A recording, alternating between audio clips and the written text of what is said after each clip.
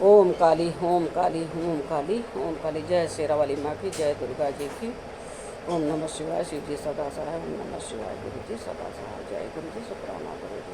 अनंतम अनंतम अनंतम शुक्राना गुरु जी। हर हर महादेव, हर हर महादेव। जय भोलेनाथ बाबा की, जय भोलेनाथ बाबा की।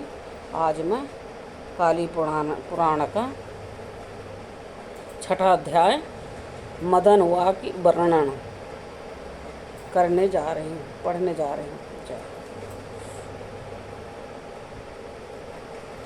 मार्कंडेय मुनि ने कहा, इसके अंतर ब्रह्मा जी ने महामाया के स्वरूप का प्रतिपादन करके महादेव से फिर कहा था कि वह भगवान शंकर के सम्मोहन करने में युक्ता हैं। ब्रह्मा जी ने कहा, विष्णु माया ने पहले ही यह स्वीकार कर लिया है। जैसे महादेव द्वारा का परिग्रहण करेंगे, वो ऐसा करना अंगीकार कर चुकी हैं। ये कामदेव, उन्होंने स्वयं ही ऐसा कहा था कि वो अवश्य ही प्रजापति दक्ष की पुत्री के रूप में जन्म धारण करके महात्मा शंभु की द्वितीया अर्थात पुत्री हो जाएंगी। तुम भी इन गणों के साथ सहयोग करके तथा अपनी पत्नी रति और अपने सखा वसंत के साथ मिलकर वैसा ही कर्म करो जिससे भगवान शंभु द्वारा को ग्रहण करने की इच्छा कर लेवे। भगवान शंकर के द्वारा के ग्रहण किए जाने पर हम कीर्त अर्थात सफल हो जाएंगे और फिर ये सृष्टि छित्र अर्थात बीच में न टूटने वाली हो जाएगी। श्री मार्कंडेय मुनि ने कहा, हे द्विज श्रेष्ठो, कामदेव ने लोकों के इस ब्रह्मा जी से उसी भांति मधुरता पूर्वक कहा जो भी कुछ महादेव जी को मोहित करने के लिए उसने किया था। कामदेव जी ने कहा, हे ब्रह्मा जी, आप अब श्रवण कीजिए। जो भी कुछ हमारे द्वारा महादेव जी के मोहन करने में किया जा रहा है, उनके परोप में अथवा प्रत्यक्ष में जो भी किया जा रहा है उसे बतलाइए। बतलाते हुए सुमुझ से आप श्रवण कीजिए। इंद्रियों को जीत लेने वाले भगवान शंभु ज्यों ही जिस समय समाधि का समाश्रय ग्रहण करके स्थित हुए थे, उसी समय विशुद्ध वेग वाले अर्थात समुद्र और सुगंधित तथा शीतल वायु के द्वारा हे लोकेश,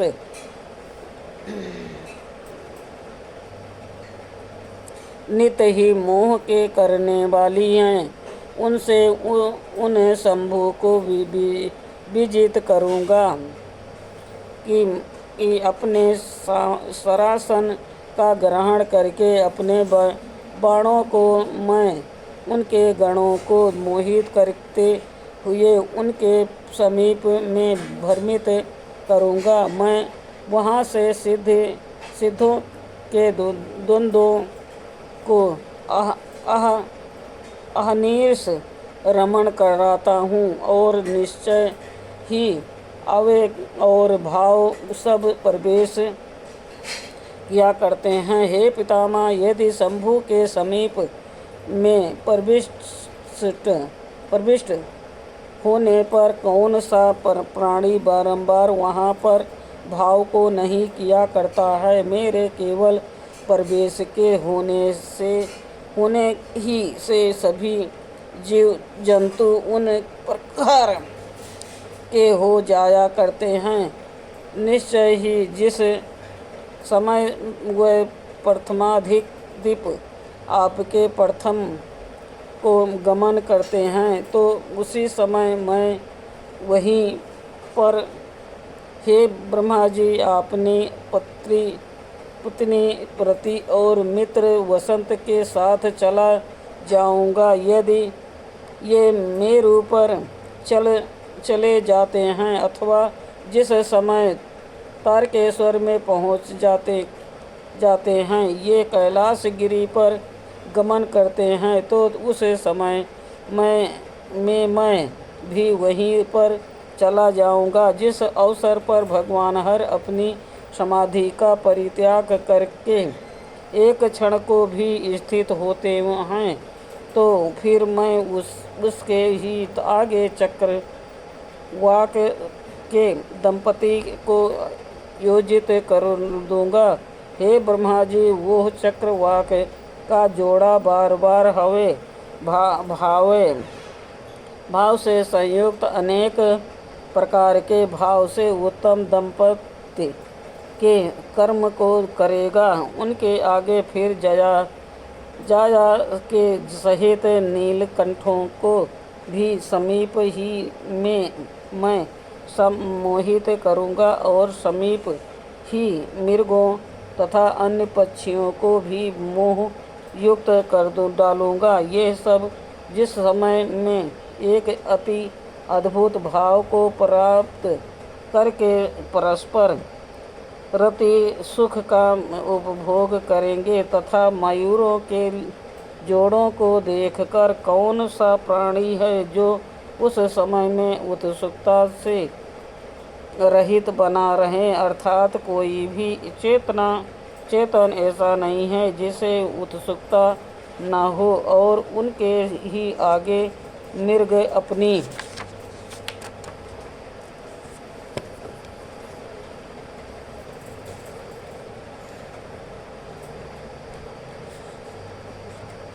प्राणियों के साथ उत्सुकता वाले हो जाते हैं और उनके प्रश्न में तथा समीप में अतीव रुचिर भाव कहते हैं तो मेरा सर कदाचित भी इसके बीवर को नहीं देखता है। जिस समय मैं वो देह को गिराया जाता है जो कि मेरे ही द्वारा फेंका जाया करता है। आप तो सभी लोगों के धारण करने वाले हैं, अर्थात ये सभी कुछ का ज्ञान रखते हैं। प्रायः ये निश्चित ही प्रज्ञात होना चाहिए कि रामा के संग के बिना हर का मैं संसहाय भी निष्फल सम्मोहित करने के लिए समर्थ एवं प्रायश हूँ और ये सफल ही है। मेरा मित्र मधु अर्थात बसंत में जो भी उसके विमोहन की क्रिया करने में कर्म होंगे वो किया ही करता है। हे महाभाग्य, जो नित्य ही उनके लिए उचित है उसका पुनः आप श्रवण कीजिए। जहाँ पर भी भगवान शंकर स्थित होकर रहेंगे वहीं पर मेरा मित्र वो बसंत चंपको केसरों अमरमों वरुणों पाटलों नाग केसर मुनगो किशुंको धनो माधवी मलिका प्रणधारों कुंवर को इन सब को वो विकसित कर दिया करता है। समस्त सरोवर ऐसे कर देता है कि उसमें कमल पूर्ण विकसित हो जाया करते हैं और वो माल्य की ओर से आवाहन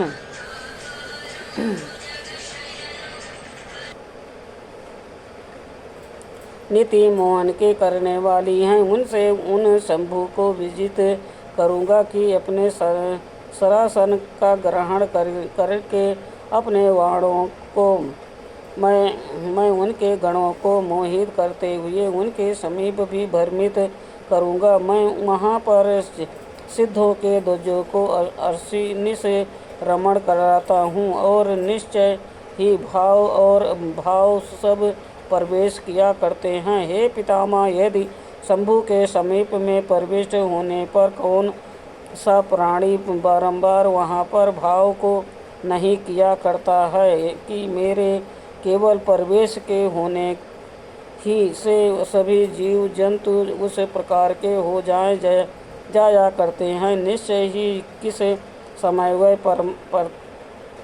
परमाधिप आपके प्रस्थ को गमन करते हैं, उसी समय में मैं वहीं पर ही ब्रह्मा जी अपनी पत्नी रति और मित्र बसंत के साथ चला जाऊंगा। यदि ये मेरू पर चले जाते हैं अथवा जिस समय तारकेश्वर में पहुँच जाते हैं या कैलाश गिरी पर गमन करते हैं, तो उस समय में मैं भी वहीं चला जाऊंगा। जिस अवसर पर भगवान हर अपनी समाधि का परित्याग करके एक क्षण को भी स्थित होते हुए, तो फिर मैं उनके ही आगे चक्रवाक के दंपति को आयोजित कर दूंगा। हे ब्रह्मा जी, वो चक्रवाह का जोड़ा बार बार हावे भाव से संयुक्त अनेक प्रकार के भाव से उत्तम दंपति के कर्म को करेगा। उनके आगे फिर जया के सहित नीलकंठों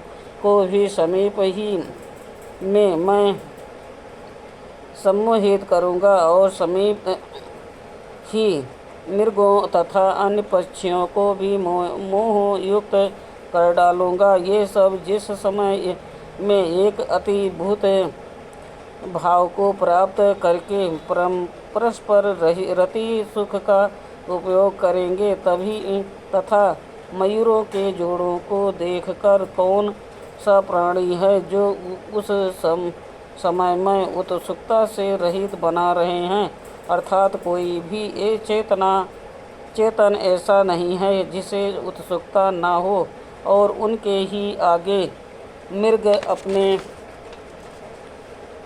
प्राणियों के साथ उत्सुकता वाले हो जाते हैं और उनके पड़ोस में तथा समीप में अतीव रुचिर भाव करते हैं। मैं तो मेरा सर कदाचित भी इसके बीवर को नहीं देखना है।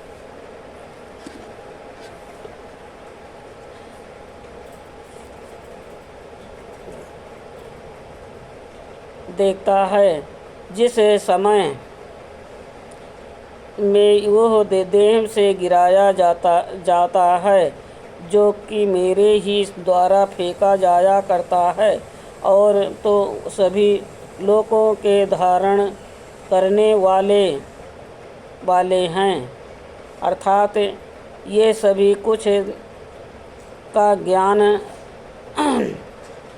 रखते हैं। प्रायः ये निश्चित ही ज्ञात होना चाहिए कि रमा के संग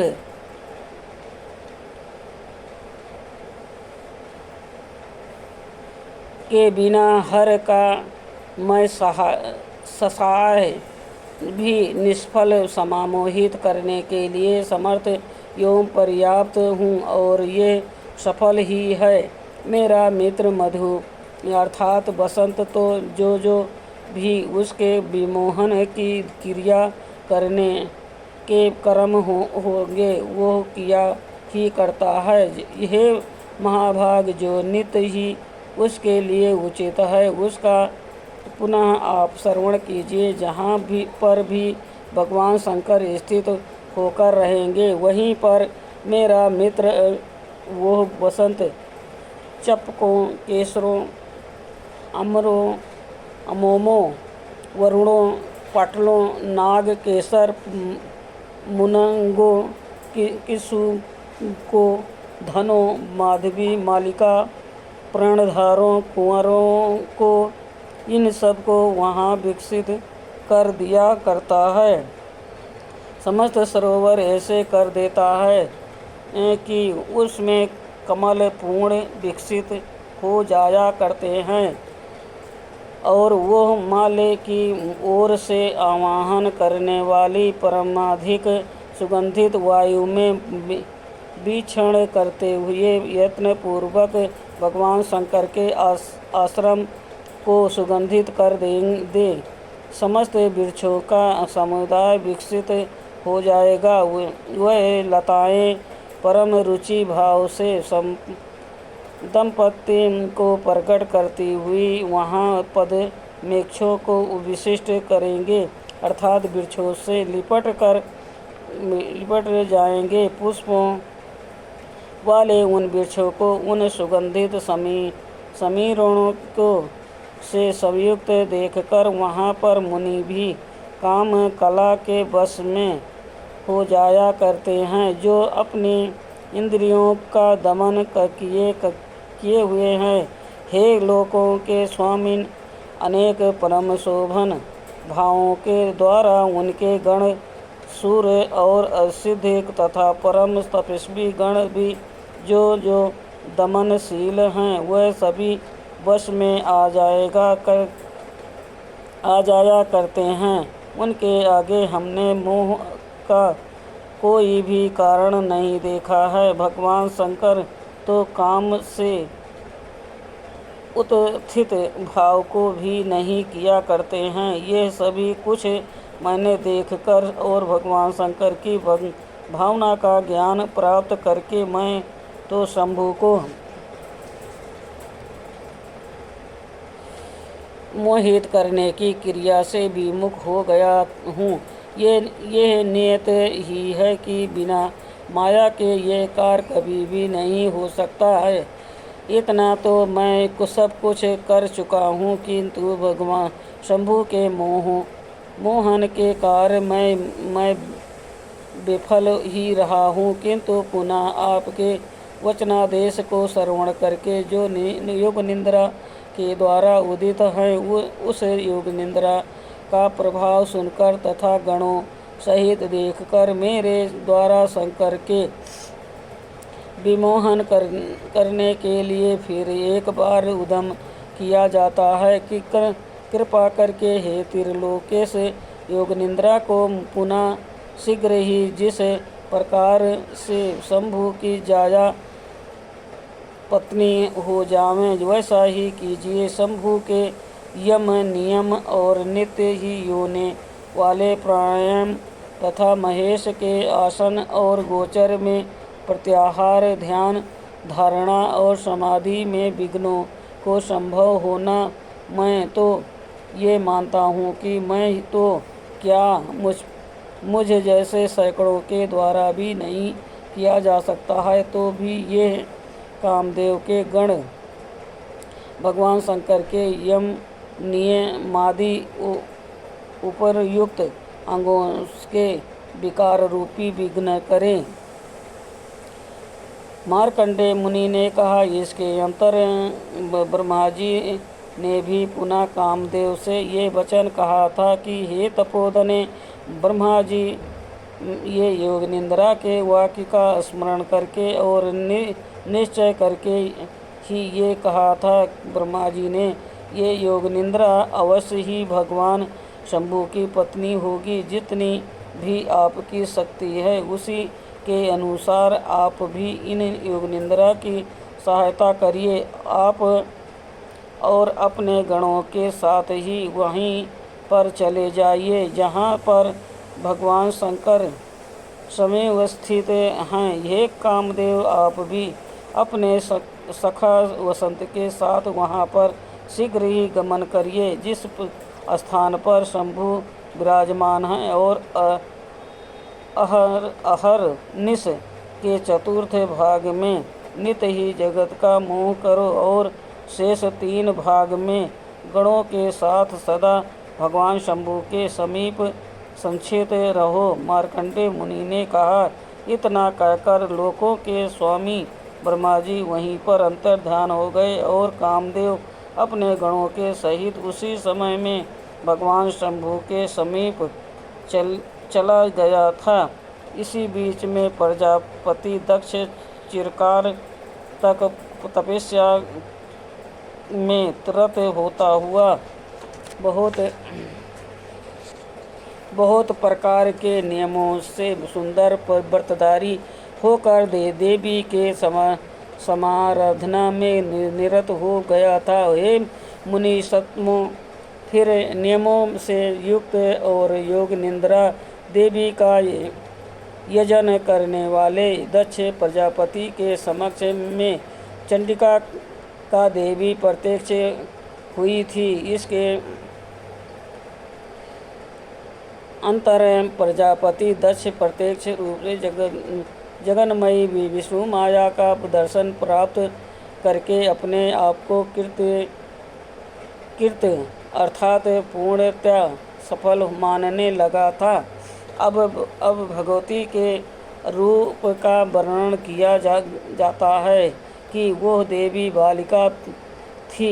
उसकी 4 भुजाएं थी और तथा परमाधिक सुंदर उसका मुख था और नील कमल को धारण करने वाली परम शुभ की थी।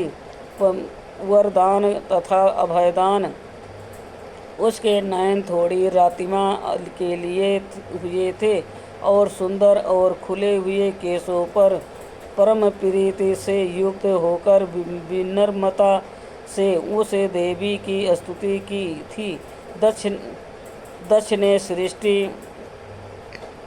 पालन और संहार के स्वरूप के संयुक्त परम शुभा भगवान हरि की लक्ष्मी देवी का मैं स्तवन करता हूँ। हे महेश्वरी, सत्य गुण के उद्योग के प्रकाश से जो उत्तम ज्योति का तत्व है, वो जो स्वप्रकाश जगत का धाम है, वह आपका ही है अंश है। रजोगुण की अधिकता से जो काम का प्रकाशन है, वो ये जगन्मयी मध्य स्थित राग के स्वरूप वाला वो आपके ही अंश का अंश है।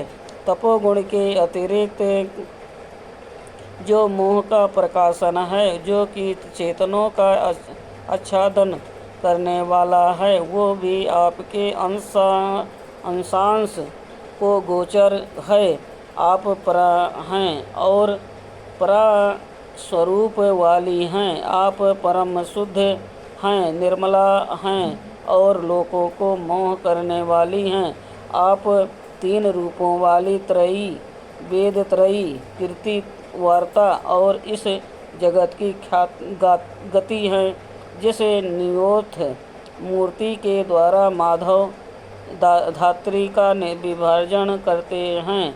वो आपकी ही मूर्ति है, जो समस्त जगतों के उपकार करने वाली हैं। आप महान अनुभव वाली सूक्ष्म और अपराजिता विश्व की शक्ति हैं, जो ऊर्ध्व और अधो के विरोध के द्वारा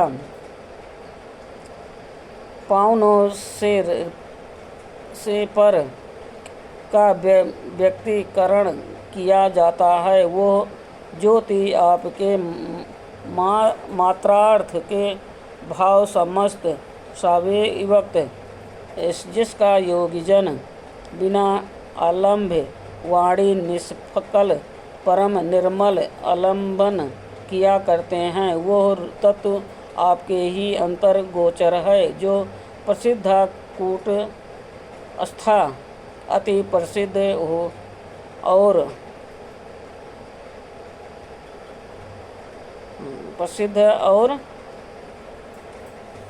निर्मला और ज्ञानिप आपकी निरप्रज्ञा और परपंचामी प्रकाशिका आप विद्या हैं और आप अविद्या हैं। आप अलंबा हैं और बिना आश्रय वाली हैं। आप प्रपंच रूप से शक्तियुक्त जगतों को की आदिशक्ति हैं। आप ईश्वरी हैं जो ब्रह्मा जी के कंठ के अलाय वाली और शुद्ध वाग्वाणी पाई जाती हैं। वो वेदों के प्रकाशन में प्रायणा तथा विश्व को प्रकाशित करने वाली आप ही हैं। आप अग्नि हैं तथा स्वाहा हैं। आप पितृगणों के साथ स्वधा हैं। आप नभ हैं। आप कला रूपा हैं। आप दिशाएं हैं और आप पर आकाश स्थिता हैं। आप निरंतर करने के योग्या हैं। आप अव्यक्त हैं तथा आपका स्वरूप अनिदेश है। आप ही काल रात्रि हैं। आप ही परम संत प्राकृतिक हैं जिसका संसार और लोकों के परित्राण के लिए जो रूप गहार है वो आपको जानते हैं, अन्यथा परा आपको कौन जानेंगे। हे भगवती, आप प्रसन्न होइए। हे अग्नि, हे योग रूपिणी, आप प्रसन्न होइए। हे घोर रूपे, आप प्रसन्न होइए। हे जगन्मयी, आपके लिए मेरा नमस्कार है। मार्कंडेय मुनि ने कहा, इस रीति से पर्यत आत्मा वाले दक्ष के द्वारा स्तुत की गई महामाया दक्ष से बोली। यद्यपि उस दक्ष के अभीष्ट को स्वयं जानती हुई भी थी, तथापि देवी ने उससे पूछा था।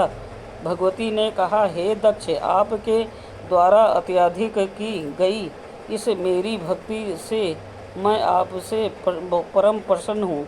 अब तुम वरदान का वर्णन कर लो। जो भी आपका अभिप्सित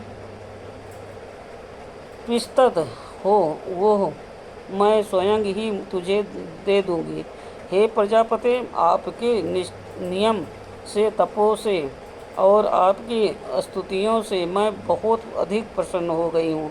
आप वरदान का वर्णन करो, मैं उसी वर को दे दूंगी। दक्ष ने कहा, हे जगन्मयी, हे महामाये, यदि आप मुझे वरदान देने वाली हैं तो आप ही स्वयं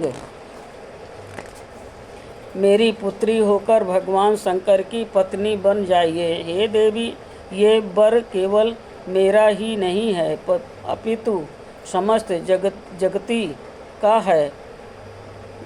हे परजेश्वरी, ये वर लोकों के इस ब्रह्मा जी का है तथा भगवान विष्णु का है ये और भगवान शिव का भी है।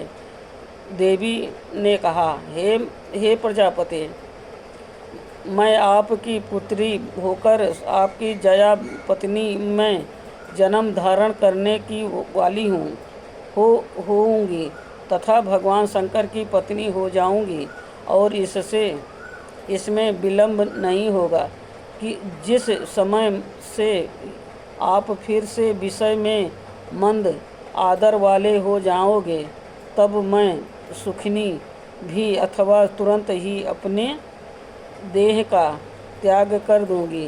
हे प्रजापति, ये वर प्रतिसर्ग में आपको दे दिया है कि मैं आपकी सुता होकर भगवान हर आपकी प्रिया होंगी। हे प्रजापति, मैं महादेवी को उस प्रकार से मोहित करूंगी कि वह प्रतिसर्ग में निराकुल मोह को समस्त करेंगे। मार्कंडेय मुनि ने कहा, इस प्रकार से प्रजापति दक्ष से महामाया ने कहा और इसके उपरांत वो देवी भली भांति दक्ष के देखते ही वहीं पर अंतर्ध्यान हो गई थी। उस महामाया के अंतर्ध्यान हो जाने पर प्रजापति दक्ष भी अपने आश्रम को चले गए और उन्होंने परम आनंद प्राप्त किया था कि महामाया उनकी पुत्री होकर जन्म धारण करेंगी। इसके अंतर बिना ही स्त्री के संगम के उन्होंने प्रजा का उत्पादन किया था। संकल्प आविर्भावों के द्वारा तथा मन से और चिंतन के द्वारा ही मनो प्रज्वलित उत्पादन किया था सब हे द्विज श्रेष्ठ, वहाँ पर उनके बहुत से पुत्र संपुत्र हुए और वह सब देव ऋषि नारद के उपदेश से इस पृथ्वी पर भ्रमण किया करते हैं।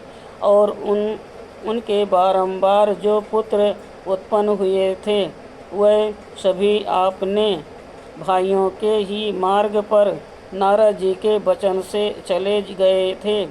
हे द्विजोत्तमो, आप लोग सभी पृथ्वी मंडल में सृष्टि के करने वाले हैं। यही देवर्षि नारद का वाक्य था जिसके द्वारा दक्ष के पुत्र प्रेरित किए गए थे। वह आज तक भी इस पृथ्वी पर भ्रमण करते हुए वहीं वापिस हुए हैं। इसके अंतर मैथुन से संपुत्र होने वाली प्रजा के संपादन करने के लिए प्रजापति दक्ष ने वीरण की पुत्री के साथ विवाह किया था, जो कि परम सुंदर कन्या थी। हे द्विज सत्तमो, उनका नाम वीरणी था और असिकनी ये भी था। उसमें सब प्रजापति का प्रथम संकल्प हुआ। हे द्विजोत्तमो, उस समय में उसमें सदो जाता महामाया हुई। उसके जन्म होते ही प्रजापति अत्यंत प्रसन्न हुआ था। उसको तेज से उज्ज्वला देखकर उस समय में उसने दक्ष यह वही है ऐसा मान लिया था। जिस समय